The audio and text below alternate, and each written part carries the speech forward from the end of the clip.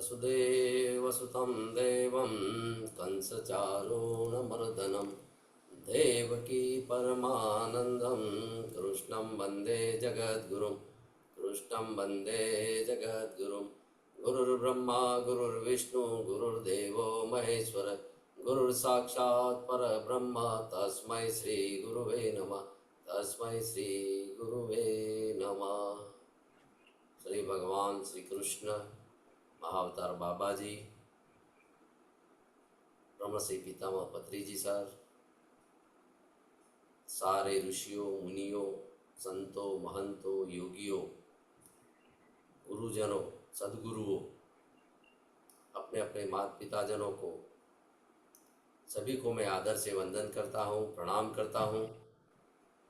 और ये श्री कृष्णम वंदे जगत गुरु प्रस्तुत मैं अनिल प्रजापति डॉक्टर सरोजिनी शिवदा मैडम को भगवद गीता अध्याय 15 पुरुषोत्तम योग के लिए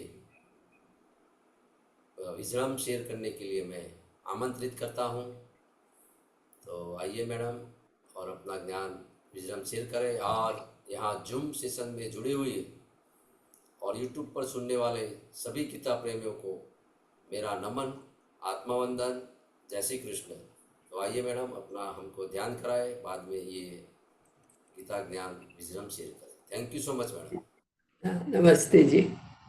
प्रप्रथम अपनी माता पिताओं को, अपने गुरुजनों को, मेरे गुरुदेव ज्ञान ब्रह्मा स्वामी सुंदर चैतन्यानंद जी को, ध्यान ब्रह्मा पितामह डॉक्टर सुभाष पत्री जी को, एकत्वा गुड़ाकेशा ग्रैंड मास्टर श्री प्रबोध अच्युता जी को, श्री कृष्णम वंदे जगत गुरु सत्र के श्री संयोजक श्री अनिल प्रजापति जी को, गीता माता को, श्री कृष्ण परमात्मा को, यहाँ पर उपस्थित सभी गीता प्रेमियों को, इस तकनीकी को मेरा सादर प्रणाम। हम सब मिलकर ध्यान करेंगे। अपने दोनों पैर क्रॉस करके बैठ जाएंगे, अपने हाथों को मिलाकर अपनी नाभि के पास रखेंगे और मुस्कुराते हुए अपने अंदर चलती हुई सांसों को देखते रहेंगे, उसे निहारते रहेंगे।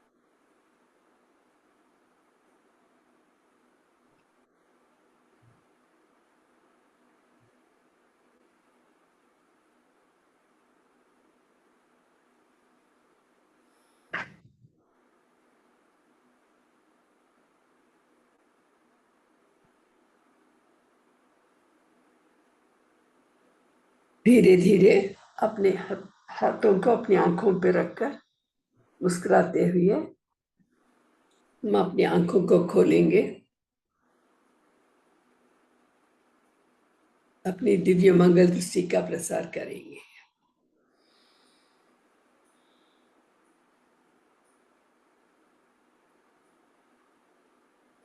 तो कल के सत्र में हम देखे थे इसका जो कुछ परिचय, पुरुषोत्तम प्राप्ति योग, इसमें 4 शब्दों का मिलन, पुरुष, उत्तम, प्राप्ति और योग। तो इस संदर्भ में ये पूर्णता के बारे में हम देखे थे कि सर्वत्र पूर्ण ही पूर्ण है, ये पूर्णत्व ही परमात्मा है और हम में भी पूर्णत्व है। इसको जानना, इसी के लिए ही हम इस सत्र में इसकी विवेचना करते हुए इसके बारे में समझने की कोशिश कर रहे हैं। मैंने यहाँ पर इस अध्याय में हमको जो प्राप्त होने का है वो पुरुषोत्तम, पुरुषों में उत्तम, उत्तम पुरुष। तो यह बात यहाँ पे मैंने इसको योग शब्द से, योग माने परमात्मा से जो मिलन हम सामान्य रूप से है और हम परम तत्व हम ही है करके जब यह मालूम होता है तो वही योग है, उसकी अनुभूति होती है, आत्मा की अनुभूति होना। यहाँ प्राप्त अप्राप्त के बारे में कहा है, जो भी हम आशा करते हैं इसका मतलब हमारे पास है नहीं और उसके प्रति हम आसक्ति दिखाते हैं तो उसे प्राप्त करने की कोशिश करते हैं। प्रयत्न से जो प्राप्त होता है मैंने उसके पहले नहीं है करके इसका मतलब है। नहीं है अगर हम भावना करें, अगर प्रयत्न करने पर भी कैसे प्राप्त होगा, जो नहीं है प्रयत्न करने पर भी प्राप्त नहीं होगा, कैसे प्राप्त हो सकता है। अगर प्राप्त हुआ तो वो हमारे ही पास है, उसके बारे में हमको मालूम नहीं। इस प्रकार यहाँ पे समझना है। और दूसरी बात है यह, कर्म के द्वारा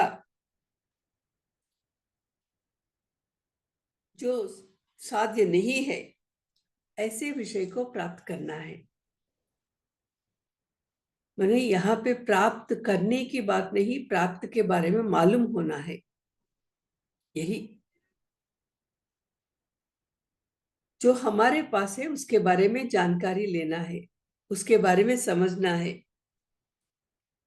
जो अप्राप्त है उसके लिए कर्म करना है, जो हमारे पास है उसको समझने के लिए ज्ञान का ही आश्रय लेना पड़ता है। और यहाँ पर ज्ञान माने आत्मज्ञान, हम अपने आप से समझ नहीं सकते हैं। इसके लिए जो इसे समझ लिया है, आत्मज्ञान, आत्मा सत्यम तदन्यत मिथ्या, इतना तो हम जानते हैं सैद्धांतिक रूप से। आत्मा सत्यम, सत्य जो है उसको समझना है, उसकी अनुभूति होनी है। तो इससे पहले जिसको अनुभूति ही, उसी के द्वारा ही हमें सुनना पड़ता है और समझना पड़ता है। सत्य दृष्टा जो गुरु को हम कहते हैं, वे खुद उसको दर्शित किए थे, अभी हमको दर्शाने जा रहे हैं। इसीलिए इसको यहाँ पे, तो क्या होता है, जो अज्ञानता के कारण हमारे पास जो है उसको समझ नहीं पा रहे हैं, जो ज्ञानी व्यक्ति इसे समझाते हैं, धीरे धीरे उसे समझने की कोशिश कर पाएंगे साधनाओं के द्वारा। माने जैसे सूरज के आते ही जो अंधकार एक ही पल में निकल अदृश्य हो जाता है, उसी प्रकार ज्ञानी व्यक्ति का दिया हुआ जो ज्ञान है, उसके कारण, उसके द्वारा हमारे अंदर स्थित अज्ञानता एक ही पल भर में ही समाप्त हो जाती है। पल भर में ही ज्ञानोदय होता है। और मेरे गुरु जी का कहना है कि प्रबोध समय, बोध करते समय ही हमारे अंदर वो भावना अदृश्य हो जाना है, अज्ञानता अदृश्य हो जाना है या ज्ञानोदय हो जाना है। ज्ञानोदय के साथ ही अंधकार का अदृश्य होना, दोनों एक ही साथ संभव होते हैं। जो प्राप्त है उसी को प्राप्त करना है, अप्राप्त को प्राप्त करना नहीं। जो प्राप्त है उसको समझना, क्योंकि सब कुछ वही है, अद्वय है, अव्यय है, पूर्ण है, पूर्णत्वात्। इसीलिए सर्वोन्नत होकर विराजमान है उत्तमः। इस सृष्टि में एक ही विषय है, सत्य है। सत्य को ही परमात्मा कहते हैं हम। सर्वत्र वही है। सर्वम खल्विदं ब्रह्म, सर्वम खलु इदं ब्रह्मा खलु, है ना? सर्वत्र वही है ना, ब्रह्मा ही है ना। वह ब्रह्मा ही पुरुषोत्तम है। हमारे पास होते हुए भी हमको मालूम नहीं हो रहा है, यही अज्ञानता है। कभी होता नहीं, अभी इसी समय होने का है। प्रबोध समय देश काल वस्तु की अपेक्षा के बिना ही प्राप्त हो जाता है, वही सर्वोत्तम या मोक्ष है। यह केवल ज्ञान के द्वारा ही यह मालूम होता है। शंकराचार्य जी का कहना है कि तुम ही मोक्ष स्वरूप हो, तुमको मालूम होना है। यही, इसी के लिए एक उपाय क्या है? ज्ञानोपाय। ज्ञान के द्वारा ही यह संभव है।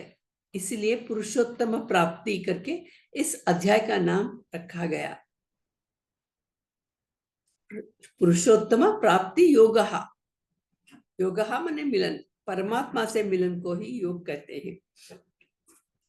युक्ति, योग माने युक्ति, संगति, उपाय माने ज्ञान के द्वारा, ज्ञानोपाय के द्वारा, गुरु का दिया हुआ ज्ञान के द्वारा ही इस प्रकार के तत्व ज्ञान को हम समझ सकते हैं।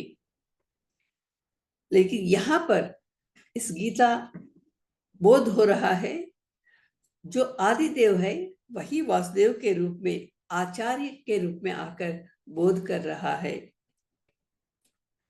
अर्जुन को निमित्त मात्र मानकर खुद बोध कर रहे हैं, क्योंकि समस्या और भी बदतर होती जा रही है। मोह सर्वत्र छा रहा है। इसीलिए इस मोह को हटाकर ज्ञान के द्वारा अपने कर्तव्य के प्रति उन्मुख होना है। कर्तव्य निभाना ही धर्म है। तो हर एक के लिए एक प्रकार का कर्तव्य होता है, उसकी प्रतिभा के अनुसार उसके प्रति हम बद्ध होना है। तो यहाँ पर कह रहे हैं कि हम मांगे तो उतना मिलता है, कभी कभी उतना भी नहीं मिलता है। इसके लिए हिंदी में एक सूक्ति है, मांगे मिली न भीख, बिन मांगे मोती मिले। कभी कभी ऐसा भी होता है, हम मांगते हैं लेकिन वो भीख नहीं मिलता है। और सन्यासी लोगों के लिए भिक्षा, भीख मांगना 5 घरों तक सीमित है। 5 घरों में माने एक में मिल गया तो दूसरे घर पर नहीं जाना है, दूसरे चौखट पर नहीं पहुंचना है, उससे संतुष्ट होना है। और एक एक समय परीक्षा होती है हमारी, और हमारे किए हुए कर्मों का फल भी होता है, प्रारब्ध जिसे कहते हैं। तो इस कारण अगर 5 घरों में नहीं मिले तो उस दिन वैसे ही रहना, भूखा ही रहना, और इस प्रकार ना मिलना ही उस दिन की प्राप्ति है, इसे प्रसाद मानना है। तो इस प्रकार का एक नियम है यहाँ। तो मांगने के लिए भी सीमाएं हैं, कभी कभी नहीं मिलता है हमको, और कभी कभी जितना हम मांगते हैं उतना ही मिलता है। लेकिन यहाँ पर बिना मांगे हमारे लिए जो आवश्यकता है वो पूर्णत्व, वो पूर्णता, वो सिद्ध हो रहा है।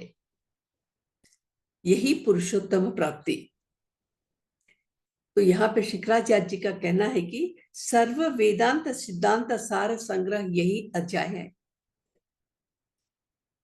अर्जुन के प्रश्न किए बिना ही इस अध्याय का शुरुआत हो गया। तो इसके लिए क्या करना है? गुरु के पास बैठकर सुनना ही, श्रवण करना ही है। इसी को उपवास कहते हैं। उप माने छोटा, मतलब समीप, असल में वास रहना, छोटा आसन लगा के, माने गुरु एक उन्नत स्थान पर बैठते हैं, उसके नीचे शिष्य को बैठना है और श्रद्धा के साथ श्रवण करना है, क्योंकि गुरु ने सत्य का दर्शन किया। हम पूर्ण रूप से अपने मन, बुद्धि, इंद्रिय सभी को स्थित करके गुरु के पास, गुरु के समीप बैठना है। तो यहाँ श्रवण ही साधन है। और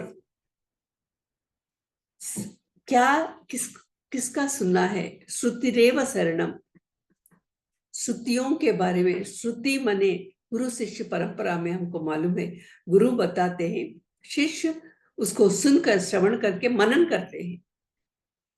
इसके लिए शिष्यों में कई स्तर होते हैं, एकग्राही, एक संताग्राही, विसंताग्राही, त्रिसंताग्राही। तो एक के बाद एक बोलते जाते हैं। तो अगर 10 संताग्राही, 100 संताग्राही होने पर भी उनके लिए भी आ जाता है। केवल सुनकर मनन करके याद करना ही। श्रुति स्मृति पुराणानाम। श्रुति माने जो वेद माता के आदेश अनुसार जो विषय बताया गया है गुरु के द्वारा, उसका स्मृति करना है, याद करना है। पुराणानाम, कई पुराणों के रूप में वेदों को विभाजित किया है। वेद सार पुराणों में आ गया ताकि हम आसानी से उसे समझ सके। और इस प्रकार के गुरु शिष्य संवाद के दौरान जो भी होता है उसको हम श्रुति कहते हैं।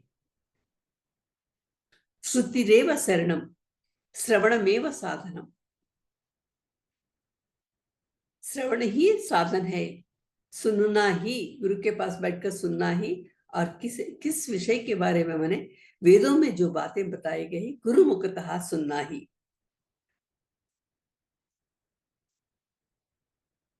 तो इस प्रकार वेदांत सार जो कुछ भी है इस अध्याय में निक्षिप्त है करके यहाँ पर कहा गया है। और यह गुह्यतम शास्त्र, गुह्यतम, गुह्याति गुह्य, रहस्यात, माने कितना भी हम वेदांत के बारे में पढ़ने पर भी समझ नहीं पाते हैं। रहस्य के तरह होता है। यह सृष्टि क्या है, मरने के बाद कहाँ जाते हैं, क्योंकि वो अनुभव में नहीं है। कुछ देखते हैं, कुछ हो रहा है, कुछ होता है, बहुत ही विचित्र लगता है। तो इसीलिए कितना भी समझाने पर भी लेकिन थोड़ा आश्चर्य ही रहता है। और यहाँ पर यह वामन मूर्ति की तरह यह अध्याय देखने में 20 श्लोकों के साथ जुड़ा हुआ है, बहुत ही कम है। वैसा पुरुषो मोक्ष संन्यास योग देखे तो 72 श्लोकों से जुड़ा हुआ है। वैसा विश्वरूप संदर्शन योग भी बहुत बड़ा अध्याय है। सांख्य योग बड़ा अध्याय है। इस प्रकार 72 श्लोकों के साथ जुड़ा हुआ योग जो है, उसके सामने यह पुरुषोत्तम प्राप्ति योग 20 श्लोकों के साथ ही जुड़ा है। यह तो बहुत छोटा है। जैसा वामन मूर्ति का जो अवतार देखे तो छोटा सा बालक नाटा रहता है, लेकिन वेद का सार पूरा इसी में निक्षिप्त है। जैसा बलि चक्रवर्ती और वामनावतार के लिए बलि चक्रवर्ती जब दान करने लगते हैं तो वामन खुद भगवान वामन का रूप धारण करके आता है और 3 डगों में नाप लेता है सारे विश्व को। 3 डगों में पूछा है, 3 कदम देना, सारे सृष्टि को नाप लिया है। तो धीरे धीरे धीरे वो व्याप्त हो गया। देखने में पहले छोटा सा लगा, तो उसी प्रकार हम सब भी, हम केवल जीवात्मा के रूप में अज्ञानता के साथ व्यवहार करते हैं, लेकिन जब इसको जानने की कोशिश करते हैं, धीरे धीरे ये तो विश्व रूप धारण कर लेता है। वामन रूप ही विश्व रूप धारण कर लेता है। मैंने कहीं भी कितने भी यज्ञ करे, कितने भी क्रतु करे, फिर भी जो लभ्य नहीं होता है, न वेदार, न ध्याय, न अज्ञा, इस प्रकार के यहाँ पे कितने ही हम कर्म करने पर भी ये लभ्य नहीं होता। ऐसा जो व्यक्ति हम कह सकते हैं फिलहाल अभी अपने अंडरस्टैंडिंग के लिए, वो लभ्य होने का है, लभ्य हो रहा है। तो तीनों डगों में उन्होंने नाप लिया, तो कहाँ आदि है, कहाँ अंत है। तो इस ब्रह्मांड को, ब्रह्म रुद्र आदि को ही, इस ब्रह्मांड को नाप नहीं पाए हैं, और इस 20 श्लोकों में वामन मूर्ति के रूप में अवतरित होकर हमारे सामने दर्शन देने के लिए तैयार है। यहाँ पोतनामाच तेलुगु में भागवत की रचना किए थे। बहुत ही श्रेष्ठ माना जाता है तेलुगु पढ़ने वालों के लिए। इंतिंतई वटुडिंतई माने इतना इतना होकर बहुत कुछ बहुत बड़ा हो गया है। बहुत देखने में छोटा लगा, लेकिन जैसे ही 3 डगों का नाप करने में पूरे सारे विश्व में व्याप्त हो गया है। यह है वामन मूर्ति का वैभव। यहाँ इस श्लोक, इस अध्याय में भी श्लोकों की दृष्टि से देखे तो बहुत छोटा है, लेकिन विषय की दृष्टि से देखे तो बहुत बड़ा है। सारे ब्रह्मांड को अपनी कुक्षी में, अपने हृदय में पूरा भरा हुआ है। ऐसा पुरुषोत्तम प्राप्ति योग है। तो इस प्रकार यहाँ का परिचय हुआ है। तो पहला श्लोक देखेंगे। श्री भगवानुवाच ऊर्ध्वमूलमदः शाखम् अश्वत्थं प्राहुरव्ययम् छन्दांसि यस्य पर्णानि यस्तं वेद स वेदवित्। ऊर्ध्वमूलमदः शाखम् अश्वत्थं प्राहुरव्ययम् छन्दांसि यस्य पर्णानि यस्तं वेद स वेदवित्। ऊर्ध्वमूलम, मूल ऊपर है, अधः शाखम, शाखाएं नीचे हैं, अश्वत्थम अव्ययम प्राहुः, अश्वत्थम यहाँ के लिए अश्वत्थ वृक्ष के रूप में, पीपल ट्री जो है उसको अश्वत्थ वृक्ष कहा जाता है, और अव्यय वो कभी नाश नहीं होता, इस प्रकार कहा गया है। यस्य छंदांसि पर्णानि, और इसके लिए छंदांसि माने वेदों के लिए छंदांसि शब्द का प्रयोग किया गया है। पर्णानि माने पत्ते, माने पेड़ जहां होता है पत्ते होते हैं। तम यह वेद, तम उसे, यह वेदा जो ग्रहण करता है, जो बताया गया है, मूल ऊपर है, शाखाएं नीचे हैं, और वो अश्वत्थ है, अव्यय है, इस प्रकार कहा गया है। इसे वेदों में पत्ते पत्तों के रूप में कहा गया है, इसे जो ग्रहण करता है सह वेदविद, वो वेदविद, वेद को समझ गया है। वित्त माने समझना। यहाँ पे इस प्रकार जो इस विषय को समझ गया है वही वेदवित है। माने यहाँ भक्ति, इसके पहले कहा गया है भक्ति सुलभ साधन है, भक्ति के द्वारा ही परमात्मा को प्राप्त कर सकते हैं। कोरा ज्ञान नहीं हो सकता है। ज्ञान हमारे पास हो सकता है, आप पंडित हो सकते हैं, लेकिन आत्मज्ञानी नहीं हो सकते हैं। दूसरों को बताने के लिए बहुत से शब्दों से युक्त ज्ञान हो सकता है। जैसा कबीर ने कहा,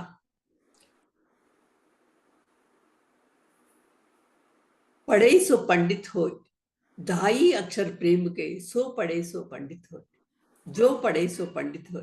पोती पढ़ी पढ़ी जग मुआ, पंडित भया न कोई, ढाई अक्षर प्रेम के, जो पढ़े सो पंडित होए। माने असली पंडित मने क्या है? प्रेम से भरा हुआ। इतना भी ज्ञान, कितने ही ग्रंथ हम क्यों न पढ़े, लेकिन उसमें प्रेम का मिलन ना हो, भक्ति का मिलन ना हो, तो कोरा ज्ञान है, शुष्क है, इसी काम का ले, केवल ज्ञान को बांटने के लिए है, आत्मानुभूति होने के लिए नहीं है।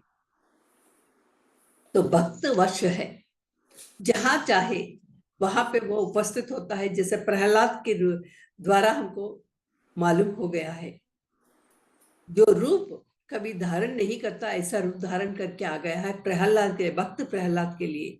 भक्त की जीत होनी है, तो वो जहां चाहते हैं, जैसा चाहते हैं, वैसा व्यक्त हो जाता है। तो हिरण्यकश्यप ने जब पूछा, क्या तुम्हारा जो भगवान इस खंबे में है?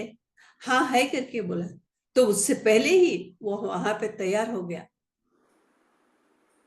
उसके वरों के कारण रूप धारण हो गया उसी समय। तो माने व्यक्त नहीं हुआ, रूप तो तैयार हो गया। जब समय आता है व्यक्त हो जाता है। तो प्रहलाद की बचाव के लिए भगवान व्यक्त हुआ, उस खंबे में से आया। तो इस प्रकार भक्ति से बढ़कर कोई और साधन नहीं है। यह बहुत ही सुलभ, सुरक्षित और सरल और समुन्नत, इस प्रकार की साधना है भक्ति। और यह नित्य स्मरणात्मकम, भगवान का नाम लीजिए करके बोलते हैं। हम भगवान के बारे में जानकारी ले रहे हैं इस समय में, कि सदा इसके बारे में सोच रहे हैं क्या है। हम जो समझने की कोशिश कर रहे हैं, ज्ञान को पढ़ रहे हैं, मनन कर रहे हैं, फिर भी अपनी अनुभूति में आने के लिए समय लगता है। ऐसा करते रहे जरूर तज्य है, प्राप्त होता है, लेकिन उसके लिए प्रयास जारी रखना है। नित्य स्मरणात्मक, हमेशा माने धर्म के साथ रहे, यही दैव है। धर्म कब उसका आचरण करना, कब आचरण नहीं करना, हर पल उसका आचरण करना ही है। तो नित्य स्मरणात्मकम, स्फूर्तिदायकम, सदा ध्यानमयम। ध्यान मने दो प्रकार के हैं, एक अंतः ध्यान, एक बहिः ध्यान। अंतर बहिश्च तत्सर्वम व्याप्य नारायण स्थितः। नारायण कहाँ है, परमात्मा कहाँ है? हमारे अंदर है, हमारे बाहर है। तो अंतः साधना, आंखें बंद करके हम अपने आप के साथ, अपनी सांसों के साथ जुड़े हुए रहते हैं, लेकिन बाह्य में जब व्यवहार करते हैं, हर पल उसके साथ रहना, हर पल सचेत रहना, सतर्क रहना, जागरूक रहना, यही गुणाकेशा। तो यहां बता रहे हैं, सगुण ब्रह्म विषय मानस व्यापारम। सगुण माने गुणों सहित, ये सृष्टि गुणों सहित है, ब्रह्मा की सृष्टि है। इसके प्रति माने ब्रह्मा कहाँ है? माने सर्वत्र व्याप्त है, हर रूप उसी का है। इस सगुण रूप में हमारे सामने एक पेड़ है, एक पौधा है, एक पत्थर है, एक जल है, एक आग है, सब कुछ उसी का ही रूप है, अगर समझे तो। तो उसको समझना है। सगुण ब्रह्मा विषय मानस व्यापारम, मन में व्यापार, व्यापार माने ज्यादातर हमको मालूम है कि एक स्वार्थ भावना, मुझे कितना फायदा होता है, इसी को हम व्यापार कहते हैं। लेकिन मन का व्यवहार क्या है? हमेशा चिंतन करना, हमेशा कुछ ना कुछ विचार चलता रहता है, उसका व्यापार वही है। वो उसमें कितनी भलाई है, कितनी भलाई नहीं है, इसके बारे में मन नहीं सोचता, बस सोचते रहना, विचार करते रहना। अब वो चलता रहता है प्रवाह की तरह निरंतर। तो हमारे पास वो निरंतर चिंतन करने वाला मन है, विचारों का प्रवाह है। योग की प्राप्ति के लिए प्रत्येक लक्षणों का होना जरूरी है। साधन चतुष्टय, ये इसकी साधना करना है। लेकिन भक्ति के लिए क्या होना है? भक्ति के लिए प्रेम का होना बहुत जरूरी है, तभी वह भक्ति कहलाई जाती है। नहीं तो केवल ज्ञान है या केवल कर्म है। अगर उसके प्रति प्रेम पूर्वक व्यवहार करे तो भक्ति में बदल जाती है, भक्ति हो जाती है। तो यहाँ पे एक प्रश्न, ऐसा कोई व्यक्ति है जिसमें प्रेम नहीं है, प्यार नहीं है? लेकिन सभी लोगों के मन में यह प्यार है, लेकिन किस प्रकार है अपने अपने खुद जाने। लेकिन बिना प्यार किए कोई भी नहीं रहते हैं। सबके हृदय में है ये प्रेम भावना, लेकिन इतना हमें समझना है कि यह अनित्य प्रवाह के रूप में चल रहा है, अनित्यता के साथ संबंध जुड़ा हुआ है। इसीलिए भगवान कहाँ है करके हम हमेशा पूछते हैं, हम देखना चाहते हैं, लेकिन वो तो सर्वत्र है करके मालूम बताने पर भी हम मालूम नहीं कर पाते हैं। इसके लिए इस प्रकार का ज्ञान प्रेम के साथ मिल जाए तो सर्वत्र उसको हम देख पाते हैं, सर्वत्र उसका दर्शन होता है। देखना अलग, दर्शन होना, इस शब्द में ही अंतर है।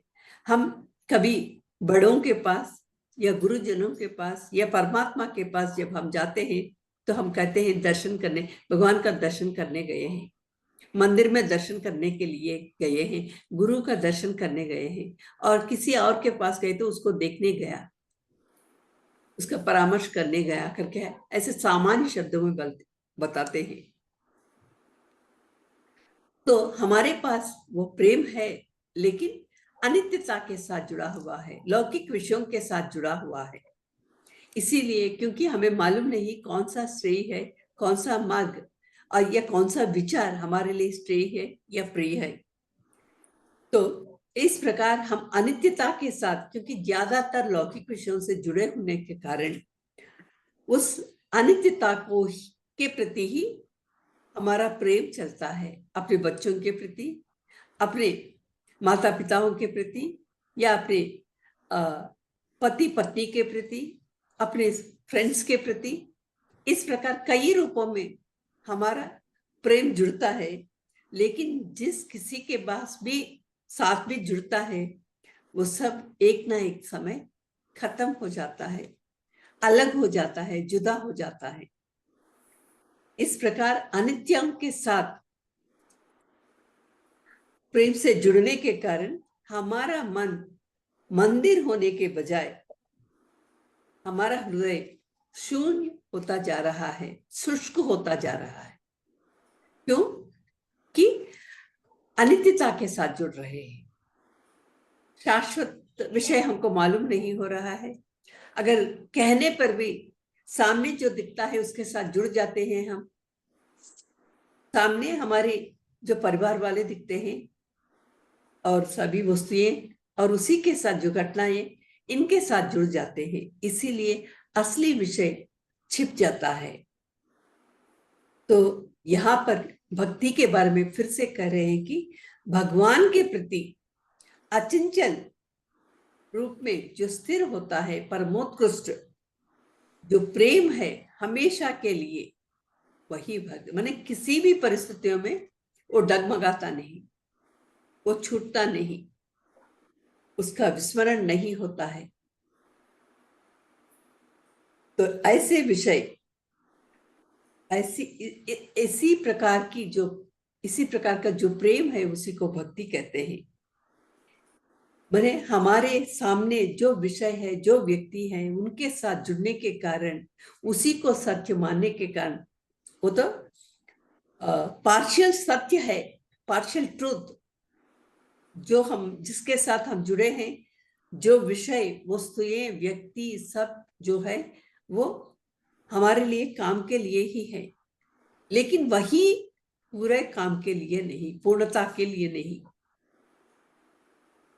रास्ते में वे सब सहयोगी हैं, लेकिन इस रास्ते से आगे बढ़ते रहना है, इस रास्ते में ही आगे बढ़ना है, इसको छोड़कर नहीं।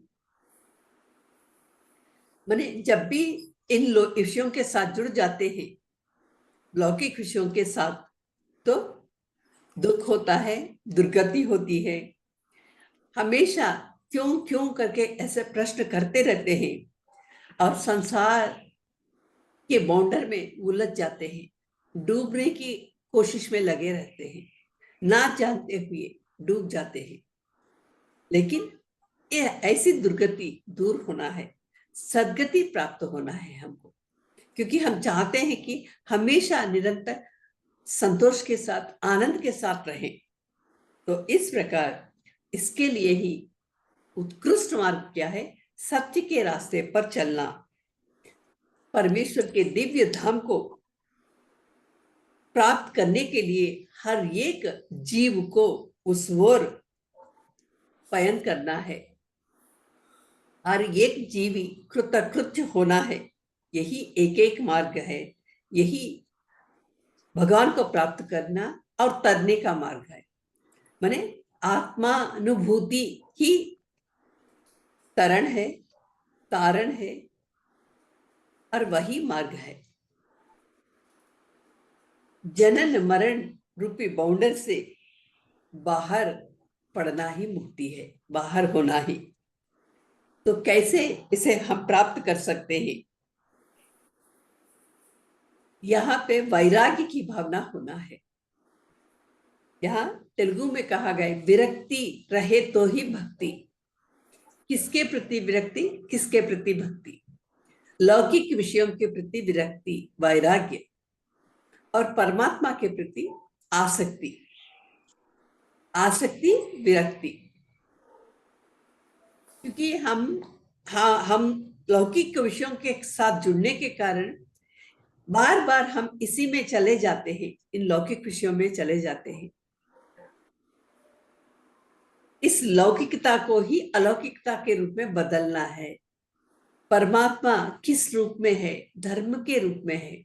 धर्म आचरण करना ही अलौकिकता है। यही काम, यही खाना खाते हैं, इन्हीं लोगों के साथ रहते हैं, यही कपड़े पहनते हैं, सब कुछ यही है, लेकिन ये परमात्मा का दिया हुआ वस्त्र है, ये परमात्मा का दिया हुआ खाना है, ये परमात्मा का द्वारा दिया हुआ लोग है। इस प्रकार हम समझते जाए, परमात्मा हमें इसे दिया है, इसीलिए प्रसाद है। इस प्रकार जब हमारी समझ बदल जाती है, सोच बदल जाती है, तो सर्वत्र उनका दर्शन है। वही विषय केवल हमारी सोच में बदलाव आनी चाहिए। इसके लिए गुरु मुखतः को सुनते रहना, श्रवण करते रहना, क्योंकि कई जन्मों से हम लौकिक विषयों में उलझे हैं, जुड़ गए हैं। इसीलिए लौकिक विषयों की प्रबलता ज्यादा होती है और अलौकिक विषयों के बारे में जानकारी कम होने के कारण वो टिकता नहीं।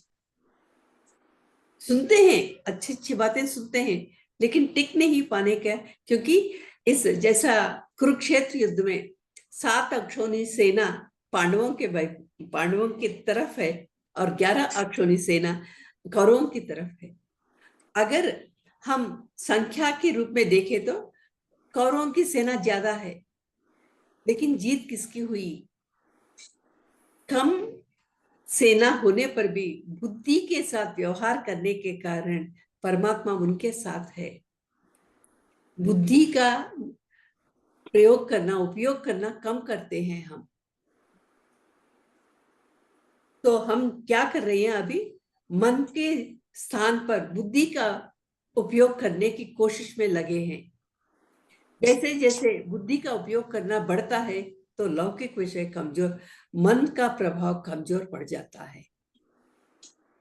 तो अभी पहले एक बार हमको हमारे गुरुजी ने कहा, नित्य साधना होनी चाहिए, हॉलीडे को होली डे के रूप में बदलना है। समझ में नहीं आई मुझे, बहुत पहले की, 25 साल के पहले की बात है। हॉलीडे को होलीडे में बदलना है। स्पेलिंग एक ही है, HOLY, होली, हॉली HOLI। थोड़ा सा अगर उसको वाई भी कर सकते हैं वाई, लेकिन उसमें बदलाव बहुत कुछ है।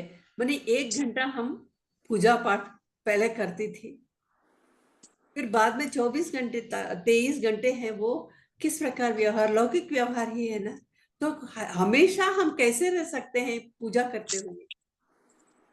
उस समय उतनी समझ नहीं रही, लेकिन धीरे धीरे गुरु के साथ जुड़ने के कारण, गुरु के बोधों को सुनने के कारण, तो अभी क्या है, ये जो भी काम अभी है वो परमात्मा का ही कार्य है। अब पूजा करने की ही जरूरत नहीं है। मैं बहुत कम पूजा आज अभी कर दिया जलाती हूँ, भोग चढ़ाती हूँ। इसके बारे में पढ़ना है, इसको समझना है, समझाना है, पठन पाठन चल रहा है। कोई भी कार्य करे, ये पूजा, ये भगवान का कार्य है। इस प्रकार समझ बदल गई, सोच बदल गई। तो अब परमात्मा के वो पूजा घर में बैठने की जरूरत नहीं। ध्यान करना है तो बैठना है, नहीं तो नहीं। वो रसोई में काम करो या बाहर कहीं और शॉपिंग मॉल को ही जाओ।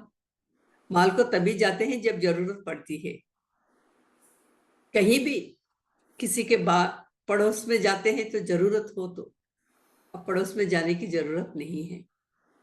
लेकिन कुछ बातें होती है तो वो सब क्या है, परमात्मा का दिया हुआ देन। इस प्रकार के जब समझ बदल गई तो सर्वत्र ध्यान ही है, सर्वत्र परमात्मा ही है। इस प्रकार बुद्धि के साथ व्यवहार करना, यहाँ यही प्रकृति के प्रति, प्रकृति के वश में रहे, मन के वश में रहे हम। यही सृष्टि परमात्मा की ही है, बनी हुई परमात्मा की रचना है। इसको समझने के लिए समय को देना पड़ता है। तो इस जो माया में पड़ते हैं, महिमा को समझ नहीं पाते हैं। वो एक आश्चर्य की बात है, इंद्रजाल है करके बोल देते हैं, लेकिन वही महिमा है, उस महिमा को समझना है। इसके लिए अन्य भक्ति, अनन्य भक्ति। अन्य माने लौकिक विषय, अनन्य माने परमात्मा, अलौकिक विषय। अन्य विषय का विस्मरण करे तो ही अनन्य भक्ति होती है। हम हमेशा क्या है, लौकिक विषयों में उलझने के बजाय हर लौकिक विषय परमात्मा है करके जब हम समझने लगते हैं तो अनन्य भक्ति हो जाती है। हम किसी से भी बात करें, कहीं भी जाए, जो भी कार्य करे, वह यह परमात्मा का कार्य है, अनन्य भक्ति हो गई। भावना बदल गई तो भक्ति बढ़ने लगी। तो अनन्य भक्ति जिसके पास है वे ही भगवान का आश्रय लेते हैं। अनन्य भक्ति का मतलब ही भगवान का आश्रय लेना, सब जानबूझकर, समझकर परमात्मा के साथ जुड़ने की कोशिश करना। जो भगवान का आश्रय लेते हैं वे ही आराधना करते हैं, जो आराधना करते हैं वही अच्युत को प्राप्त करते हैं। तो ये एक चक्र की तरह हो गया, अनन्य भक्ति और भगवान का आश्रय लेना, आराधना करना, और अच्युत माने कभी नहीं बदलता है, बदलाव नहीं है। लौकिक विषय क्या है? लौकिक विषयों में बदलाव है, हर विषय हर क्षण बदल जाता है, लेकिन अलौकिक विषय परमात्मा स्थिर है, अचंचल है, अविनाशी है, नित्य है, सत्य है। तो इस प्रकार हम आज दो अच्युत का अर्थ जो है स्थिर रूप में रहने वाला, कभी उसका रूप ना बदलने वाला है, इसको हम बने जो उसके पास शक्ति है वो कभी नष्ट नहीं होता, अव्यय, अक्षर, अविनाशी, इतने कई शब्दों में उसको जानने की कोशिश कर रहे हैं। तो आज हम इस प्रकार अच्युता के पास आकर हम रुकेंगे, विराम देंगे और अगले सत्र में इसको और भी आगे इसको समझने की कोशिश करेंगे। अभी थोड़ा 5 मिनट हम ध्यान करेंगे। धीरे धीरे हम जो जिस विषय का चिंतन किया उसको मन में स्थिर करेंगे। इसके लिए हम अपने दोनों हाथों को जोड़कर अपनी नाभि के पास रखकर अपने दोनों पैरों को जोड़कर दाएं पैर आगे बाएं पैर पीछे रखकर मुस्कुराते हुए अपने अंदर चलती हुई सांसों के प्रति ध्यान रखेंगे।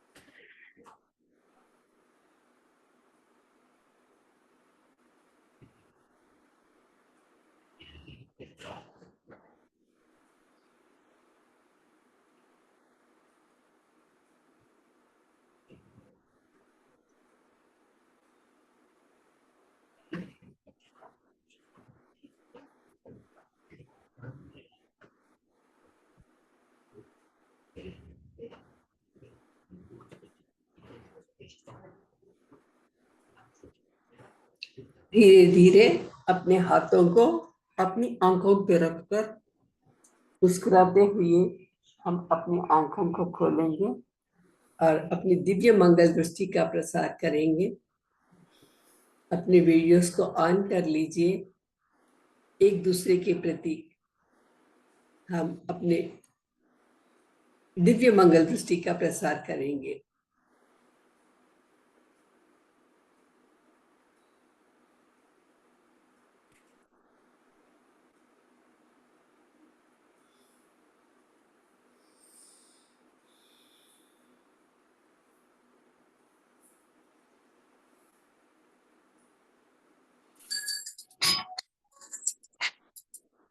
Thank you. ऐसा सुनहरा मौका मुझे दिया गया है श्री कृष्णम वंदे जगत गुरु सत्र के संयोजक के द्वारा, श्री अनिल प्रजापति जी के द्वारा।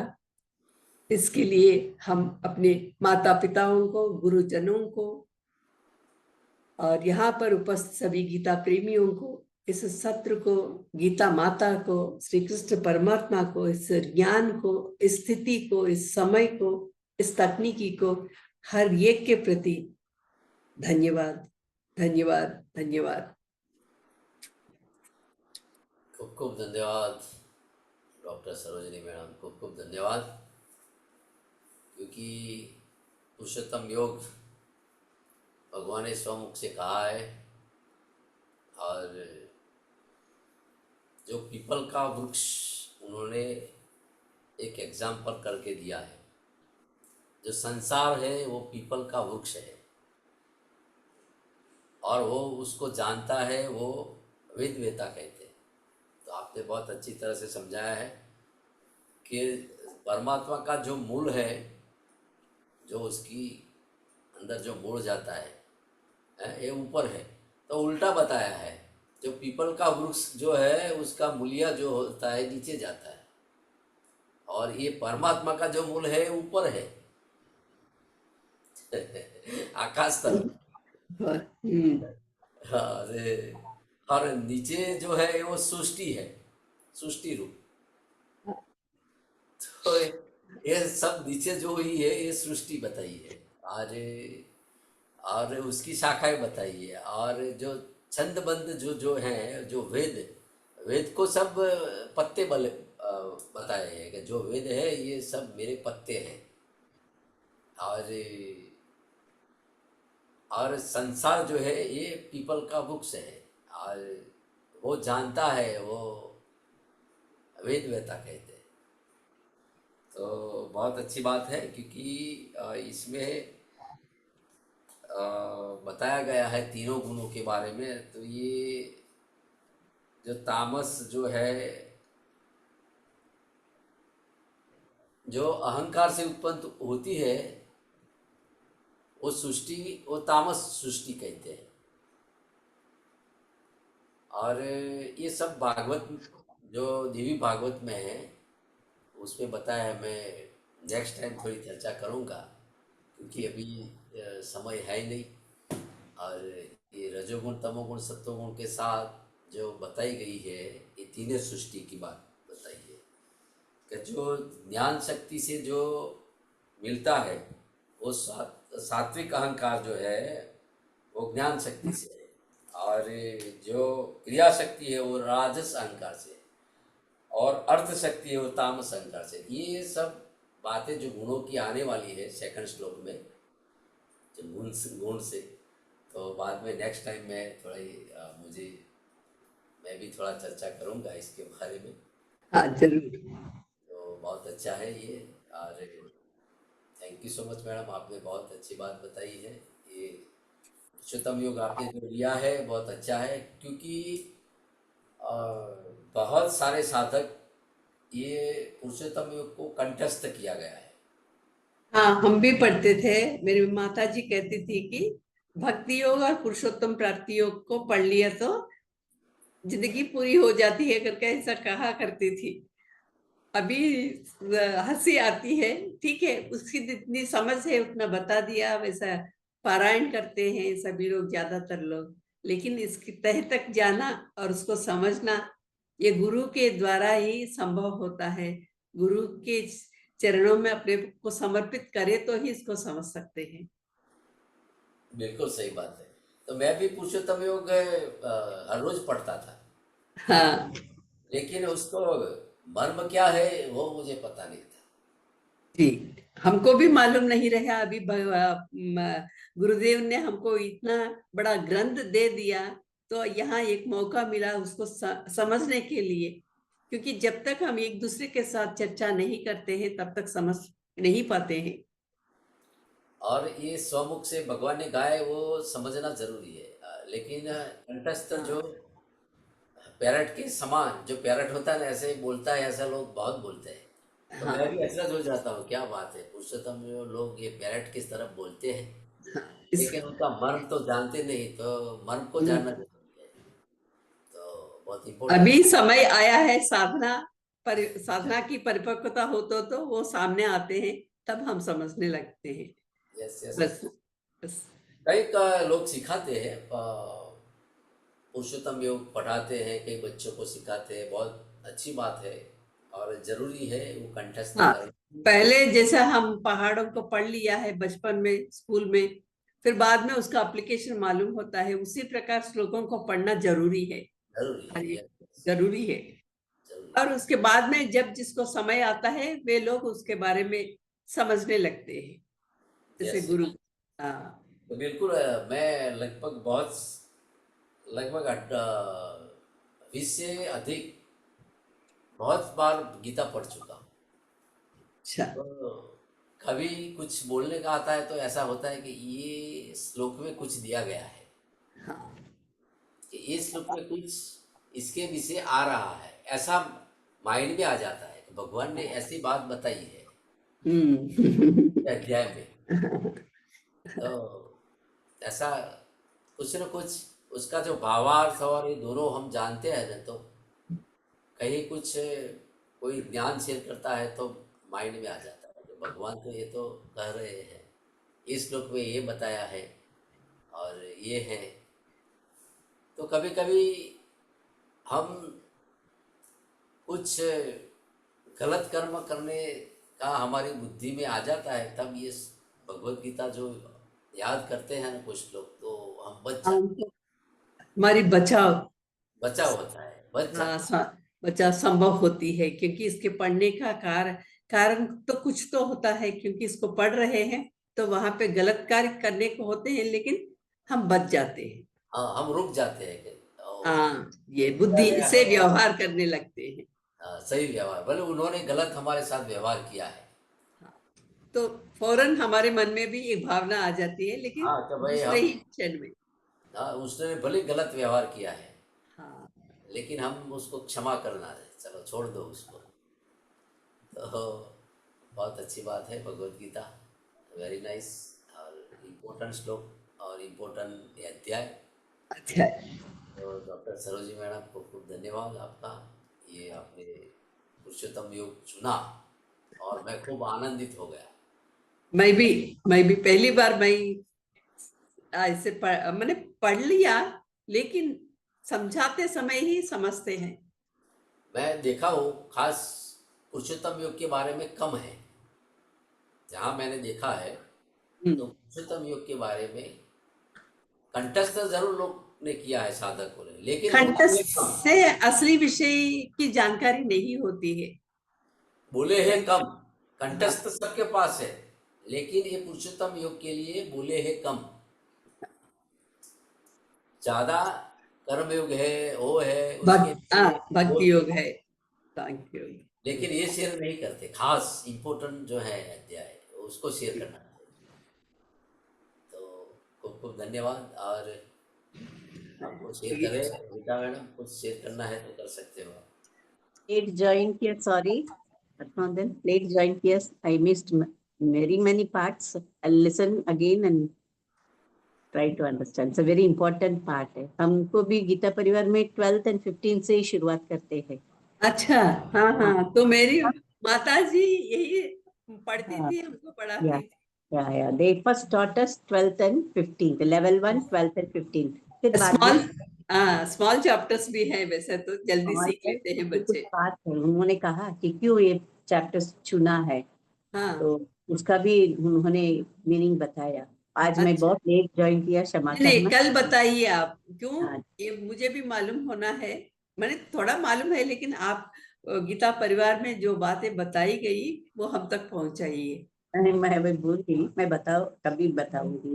आई एम कल के सॉरी, आई क्लास में। Joined late today, I am very कोई सॉरी। बात नहीं मैडम, आपका रिकॉर्डिंग लेट सुनूं? नहीं है, जो है सही समय है।